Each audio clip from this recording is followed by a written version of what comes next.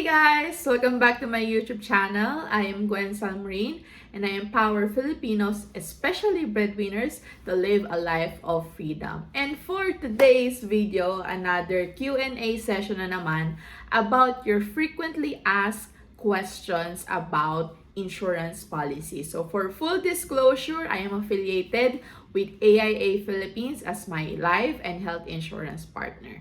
So, ngayon pag-uusapan natin, ano-ano ba yung tinatawag na mga beneficiary? Sino ba yung pwede maging beneficiary? Ano ba yung rider sa policy? At the same time, pwede ko rin bang i-assign yung policies ko? And more. So, if you are ready, please watch until the end of this video. And don't forget to like and subscribe rin pala. So, unang question is na naririnig ko from the clients that I meet is, sino-sino ba yung pwedeng maging beneficiary? Ilan ba yung pwedeng maging beneficiary? So, things like that. So, define muna natin ano yung beneficiary. So, beneficiary is yung person na tatanggap ng benefit in case na mawala sa picture yung insured. So, beneficiary from the word itself, siya yung magbe-benefit. So, sino-sino ngayon yung mga pwedeng maging beneficiary? So, meron kasi tinatawag na concept sa insurance na tinatawag natin na fiduciary loss. Yan. So, fiduciary loss, ibig sabihin, pag nawala yung insured, magsasuffer financially yung beneficiary. So, ibig sabihin, pwede siyang maging beneficiary if mapuproof or normally na magsasuffer siya. So, kaya for example, madalas na nagiging beneficiary natin is yung mga anak. Yan, asawa, anak, mga kamag-anak, yung mga blood related. Kasi kumbaga, it's really common na if nawala yung parent, magsasuffer yung kid kasi siya yung normally nagsusustento doon. So, pwede din naman yung mga in-laws, ganyan. Pwede din naman yung mga stepfather, stepmother, stepdaughter, stepson. So, kailangan lang rightly documented yon. And usually, ang tanong sa akin is, pwede ba, let's say, yung nagpautang sa akin, pwede ba na maging beneficiary siya? Pwede.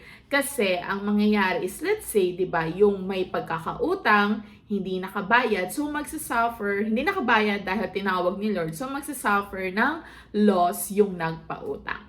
So, ganito naman, next na tanong about beneficiary is, ilan yung pwedeng beneficiary? So, story time, ang laging tinatanong sa akin yan, and then pag nag-a-assign kami is, ang nangyayari lang is dapat mag-equal siya ng 100%.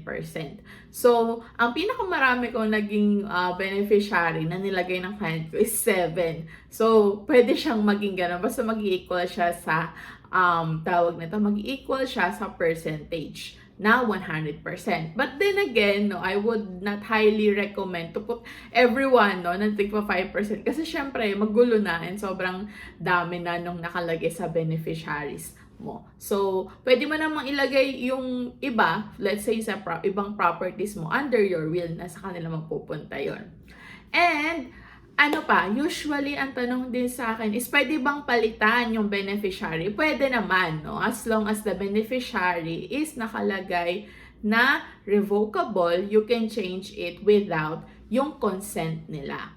Pag nilagay mo na siya na irrevocable, lahat ng gagawin mo sa policy mo, mag-change ka ng address, mag-a-update ka ng mga ibang details, kailangan may pirma niya na. Pati kung magpapalit ka ng beneficiary na bago, is kailangan may consent din niya. So, ano yung magandang setup na irrevocable? So, maganda yan, pag-asawa. Siyempre, yan daw yung proof ng true love. Pero biro lang na. Actually, maganda yon kasi nga, is, kumbaga, nagkakaroon din ng check-in, sino-sino yung mga ilalagay. And syempre, aware din yung other part, especially the partner. Ano yung mga nagiging changes sa policy nung partner niya.